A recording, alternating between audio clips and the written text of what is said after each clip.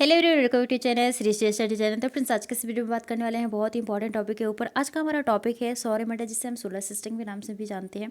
आज के इस वीडियो में हम सोलर सिस्टम से रिलेटेड कुछ मोस्ट इंपॉर्टेंट क्वेश्चन डिस्कस करेंगे विद एक्स्ट्रा फैक्ट, जो काफ़ी ज़्यादा इंपॉर्टेंट रहने वाले हैं आपके आगामी एग्जाम्स के लिए। अगर आप किसी भी एग्जाम्स की प्रिपरेशन करते हैं तो सारे एग्जाम्स के लिए बहुत ही इंपॉर्टेंट वीडियो रहने वाला है। तो चलिए वीडियो को स्टार्ट करते हैं।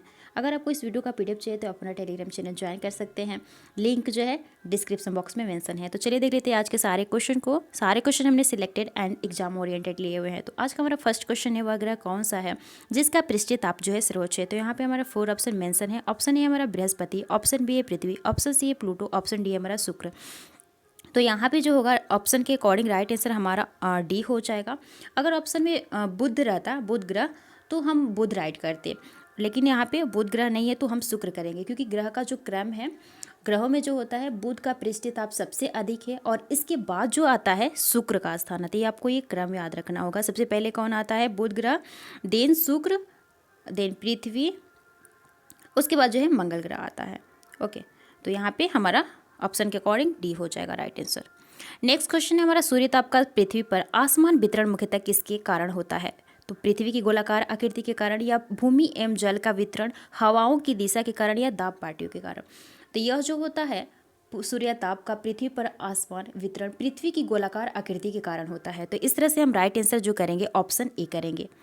ओके, नेक्स्ट क्वेश्चन है हमारा, अंतर्राष्ट्रीय तिथि रेखा के बारे में निम्नलिखित में से कौन सी बात सही है? यह देशांतर रेखा 180 डिग्री के अनुरूप होती है, यह एक सीधी रेखा है, या यह एक बड़ा जो है वृत्तचाप होती है, या यह भूमि परिमाण से परे एक टेढ़ी मेढ़ी रेखा होती है। तो ये तो नहीं होगा। तो यहाँ पे जो होता है पृथ्वी पर जो होता है 180 डिग्री या म्यातर के लगभग जो होता है, साथ साथ स्थल खंडों को जो है छोड़ते हुए निर्धारित की गई ये जो होती है काल्पनिक रेखा होती है, जिसे हम जो है अंतर्राष्ट्रीय तिथि रेखा भी कहते हैं। तो इस तरह से हमारा जो राइट आंसर करेंगे हम यहाँ पे ए हो जाएगा। यह जो होता है देशांतर रेखा 180 डिग्री के अनुरूप होती है।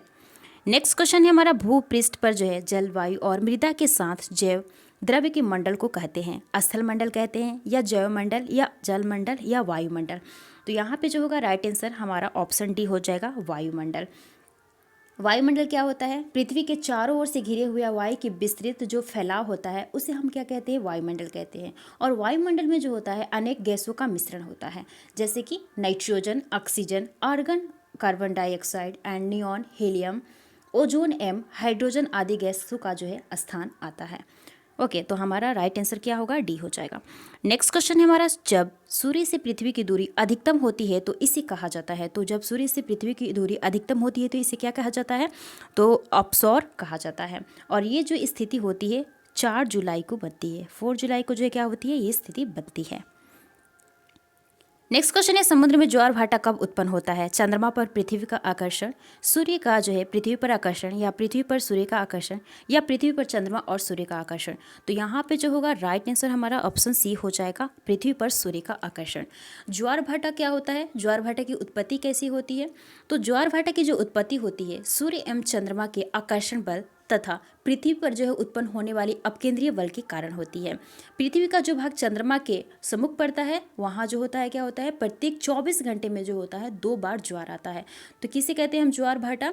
तो ज्वार भाटा की उत्पत्ति किसे होती है? तो सूर्य एवं चंद्रमा के आकर्षण बल तथा पृथ्वी पर उत्पन्न होने वाले अपकेंद्रीय बल के कारण जो होता है ज्वार भाटा की उत्पत्ति होती है। तो यहाँ पे राइट आंसर हमारा जो होगा ऑप्शन सी हो जाएगा। ओके,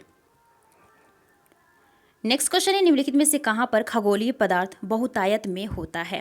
पृथ्वी पर, या चंद्रमा, या शुक्र, या शनि। तो यहाँ पे जो राइट आंसर होगा ऑप्शन ए हो जाएगा, पृथ्वी। नेक्स्ट क्वेश्चन है, पृथ्वी अपनी धुरी पर जो है कितने डिग्री झुकी हुई है? तो 23.5 डिग्री जो है धुरी पर जो है पृथ्वी झुकी हुई है, 23.5 डिग्री। ओके, राइट आंसर हमारा ऑप्शन ए हो जाएगा। नेक्स्ट क्वेश्चन है, पृथ्वी एक बार में अपने अक्ष पर कितने समय में घूमती है? तो यहाँ पे जो राइट आंसर होगा 23 आवर 56 मिनट एंड 49 सेकेंड्स हो जाएगा। राइट आंसर हो जाएगा हमारा ऑप्शन बी हो जाएगा। पृथ्वी जो होती है अपने अक्ष पर 23 घंटे 56 मिनट एंड 49 सेकेंड घूर्णन करती है, और इसी जो है पृथ्वी का घूर्णन या परिभ्रमण कहते हैं। इसके कारण क्या होता है? दिन व रात होता है। नेक्स्ट क्वेश्चन है, कहाँ पर दिन तथा रात जो होता है एक समान होता है? तो ये जो होता है भूमध्य रेखा पर जो होता है दिन तथा रात जो होता है एक समान होता है। राइट आंसर जो होगा हमारा ऑप्शन डी हो जाएगा। भूमध्य रेखा पर जो है दिन और रात समान होते हैं। और सूर्य वर्ष में जो होता है 2 बार 21 मार्च एंड 23 सितंबर को जो है विषुवत रेखा यानी भूमध्य रेखा पर लंबवत चमकता है। इस समय जो होता है दोनों गोलार्धों में दिन व रात जो होती है इक्वल होती है। ओके, नेक्स्ट क्वेश्चन है, सुपरनोवा क्या है? सुपरनोवा क्या है? धूमकेतु है या क्षुद्र ग्रह या विस्फोटक तारा है या ब्लैक होल है? तो यहाँ पे जो राइट आंसर होगा ऑप्शन सी हो जाएगा, विस्फोटक तारा है। सुपरनोवा जो है हमारा एक विस्फोटक तारा है। और ये जो होता है सुपरनोवा आकाश गंगा के घूर्णन से ब्रह्मांड में जो है विद्यमान गैसों का आवरण होता है। यह तारा जो है लाल रंग का दिखाई देता है जिसे रक्त दानव भी कहते हैं। और इसके जो है फलस्वरूप हीलियम कार्बन में बदल जाता है जिससे तारे में जो होता है तीव्र विस्फोट होता है। ओके, आई होप क्लियर हो गया होगा। तो हमारा राइट आंसर ऑप्शन सी हो जाएगा। नेक्स्ट क्वेश्चन है, पृथ्वी की जो है परिधि क्या है? तो पृथ्वी की परिधि कितनी है? तो राइट आंसर हमारा ऑप्शन डी हो जाएगा 40,000 किलोमीटर। ओके, नेक्स्ट क्वेश्चन है, अर्थ आवर की जो है अवधारणा कब और कहाँ शुरू हुई? तो यहाँ पे जो होगा राइट आंसर हमारा ऑप्शन डी हो जाएगा, मार्च 2007 सिडनी ऑस्ट्रेलिया में। राइट आंसर हमारा ऑप्शन डी हो जाएगा। ऑस्ट्रेलिया में जो है ये शुरू किया गया था। इसे जो है प्रत्येक वर्ष world wide fund for nature द्वारा जो है आयोजित किया जाता है। इससे पहले भी हमने जो है 2 पार्ट करके सौर मंडल पे वीडियो बनाया है, उसमें भी जो हमने काफ़ी इंपॉर्टेंट क्वेश्चन डिस्कस किए हुए हैं। अगर आप वो वीडियो नहीं देखे हैं तो जाकर चैनल पर देख सकते हैं, काफ़ी इंपॉर्टेंट क्वेश्चन है वो भी। तो ये हमारा पार्ट 3 है। ओके, तो आज ये है हमारा नेक्स्ट क्वेश्चन क्या है हमारा, निर्बाध विश्व प्रसारण के लिए जो है भौगोलिक उपग्रहों की आवश्यकता है? तो यहाँ पे है 3 है या 4 है या 5 है 1 है? तो यहाँ पे जो राइट आंसर होगा ऑप्शन ए हो जाएगा, 3 है। निर्बाध विश्व प्रसारण के लिए जो है 3 भौगोलिक उपग्रहों की आवश्यकता जो होती है, कितनी होती है? 3 है। नेक्स्ट क्वेश्चन है, किसी स्थान पर जो है उच्च ज्वार भटाओं में कितना अंतराल होता है? तो कितने का अंतराल होता है? तो 12 घंटे एंड 26 मिनट का अंतराल होता है। तो राइट आंसर होगा हमारा ऑप्शन बी हो जाएगा। सूर्य और चंद्रमा की जो है आकर्षण शक्तियों के कारण सागरीय जल के ऊपर उठकर आगे बढ़ने को जो है ज्वार तथा सागरीय जल के जो है नीचे गिरकर पीछे लौटने को भाटा कहते हैं। और यह जो होता है प्रत्येक स्थल पर सामान्यतः 24 घंटे में क्या होता है? 2 बार आता है। प्रत्येक ज्वार जो होता है 12 घंटे 26 मिनट बाद आता है। 12 घंटे 26 मिनट बाद जो होता है प्रत्येक ज्वार आता है।